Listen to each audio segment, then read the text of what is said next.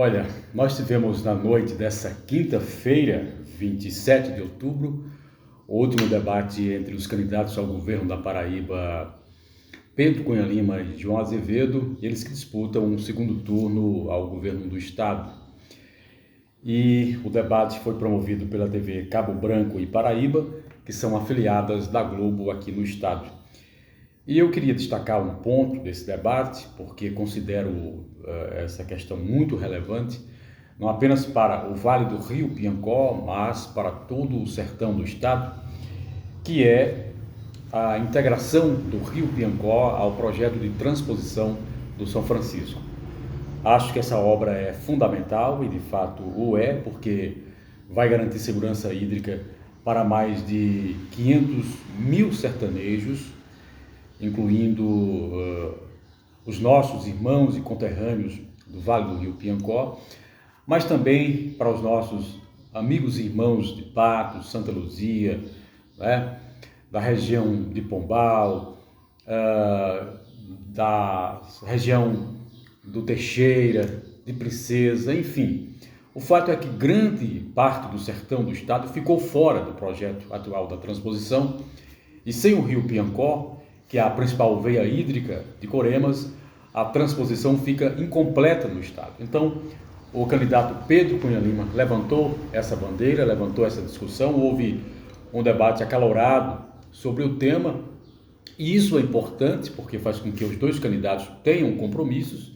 E falando em compromissos, é importante lembrar que Pedro Cunha Lima assinou um documento, um termo de compromisso redigido pela Fundação José Francisco de Souza, se comprometendo, em caso de eleito, angariar todos os esforços possíveis, esforços políticos e administrativos, para garantir a inclusão do Rio Piancó na transposição. Rio Piancó, que é o mais importante do sertão da Paraíba e, lamentavelmente, por questões políticas, ficou fora da transposição, prejudicando milhares, centenas de milhares de sertanejos aqui da Paraíba.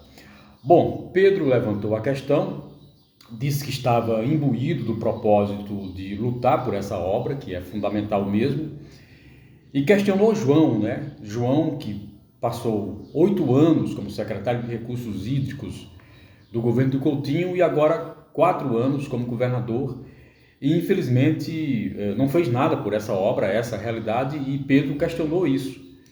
E João disse que tinha reivindicado do Ministério do Desenvolvimento Regional recursos para essa obra, e Pedro então perguntou com quem ele tinha se reunido. Ele não respondeu, disse apenas que tinha feito essa reivindicação ao Ministério da Integração Nacional, mas não disse como, quando, nem a quem pediu isso. E foi contraditório, porque o próprio governador, que disse que tinha reivindicado essa obra no Ministério da Integração Nacional, disse que o Ministério não tinha liberado nada, nenhum recurso para a integração do Rio Piancó ao projeto de transposição. Muito pelo contrário, uma emenda apresentada pelo ex-senador e ex-governador de saudosa memória, José Maranhão, de 20 milhões de reais, terminou perdida, não logrou êxito essa emenda, porque o governo federal, de fato, não teve interesse nessa obra. Então o governador foi contraditório, aliás, já é uma contradição do próprio João, que, como disse, está há 12 anos no poder, primeiro como secretário de Recursos Hídricos e agora como governador, já há 4 anos como governador. E João poderia ter feito muito mais por essa obra, como levantou Pedro Cunha Lima. Nesse aspecto, Pedro venceu a discussão, primeiro porque é oposição, né? E, portanto, sendo oposição, tem legitimidade para cobrar de alguém que esteve no poder e está no poder e não fez nada por essa obra que é fundamental. Então, João foi contraditório porque, apesar de tanto tempo no governo, inclusive como secretário de Recursos Hídricos, não fez nada, muito pouco, por essa obra, e agora está dizendo que vai fazer, está dizendo que vai assumir um compromisso. Mas o fato é que João, como disse Pedro, ele não organizou a bancada, ele não orientou a bancada, ele não se reuniu com a bancada no sentido de garantir recursos para essa obra.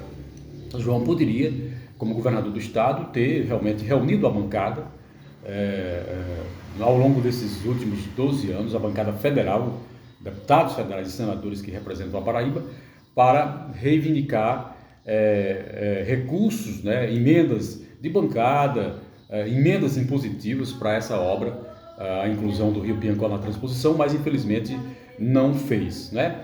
Então, agora está dizendo que vai fazer, que vai lutar, que vai reivindicar, mas aí, de fato, fica muito complicado para o eleitor acreditar que realmente ele vai fazer alguma coisa por essa obra, porque passou 12 anos e não fez. O Pedro diz que está comprometido com a transposição, inclusive tem levantado essa discussão em quase todos os debates que participa. Como disse, tem um termo assinado se comprometendo com essa obra, e a gente espera que um ou outro vencendo, de fato, essa obra possa sair do papel, porque ela é fundamental. Mas, ao mesmo tempo, a gente faz essa crítica ao governador, porque João tem poder e teve poder ao longo desses 12 anos como secretário do Coutinho para, de fato, tirar essa obra do papel, mas não fez. Então, João precisa entender que sem o Rio Piancó, na transposição, a maior parte do sertão fica sem água. São mais de 500 mil paraibanos, mais de 500 mil sertanejos sem água. Então, o governador precisa entender isso. Acredito que ele saiba, mas infelizmente foi muito contraditório em sua discussão, porque para Pedro fica fácil debater isso, porque ele nunca passou pelo poder, né? Enquanto o João é governo há 12 anos. Então, de fato, nessa questão, o João perdeu o debate. E a gente espera que ele agora aprenda essa lição, se for reeleito, possa, de fato, priorizar essa obra, porque a questão é que ele não priorizou. Porque se ele tivesse priorizado a transposição, como governador, ou mesmo como secretário, no sentido de orientar o seu governador da época, que era o Coutinho, com certeza isso tinha saído do papel. Porque o único político, na verdade, que lutou piamente, seriamente, determinadamente por essa obra foi José Maranhão. Eu lembro, inclusive conversei com o Maranhão na época, e ele dizia que tinha dificuldade para reunir a bancada, porque o governo do estado não contribuía, não colaborava, nem o Coutinho, nem o João, não é? Que tem força junto à bancada, mas eles não priorizaram a transposição pelo Rio Piancó, e o resultado é esse: maior parte do sertão sem água. Nós temos duas entradas de águas do São Francisco na Paraíba, uma pela região de Cajazeiras, a mais recentemente inaugurada, que não contempla o sertão todo, aliás, apenas uma pequena parte do sertão, e temos a entrada d'água que abastece a região de Campina Grande, e especialmente Campina Grande, através do açude de Boqueirão. Entrando por meio do Rio Paraíba. Mas falta a terceira entrada, e uma das mais importantes, acredito, aqui para o sertão especialmente, que é pelo Rio Piancó, e a mais fácil e a mais barata, exatamente porque as nascentes do Rio Piancó passam rentes ao eixo norte da transposição. Então é uma obra de 250 milhões de reais, ou seja, um valor muito até irrisório diante da importância dessa obra. A segurança hídrica que ela vai garantir para tantas cidades e para tantos sertanejos aqui do Vale, aqui do sertão paraibano, né? Do Vale do Piancó também. Em algum outro momento, o governador diz que já conversou com Lula, e o presidente Lula está imbuído nesse propósito de fazer isso, e o próprio João diz que se não conseguir êxito do governo federal, ou se não houver recursos suficientes, busca um empréstimo no BNDES. E o Pedro questionou por que é que até agora ele não reivindicou e não fez esse empréstimo. Se há tanto tempo no poder, poderia exatamente entrar em parceria com o governo federal, buscar uma parceria maior, inclusive através da bancada, das emendas de bancada, das emendas individuais, das emendas impositivas, e não fez. Na verdade, a grande questão é a seguinte: João nunca se interessou por essa questão do Rio Piancó.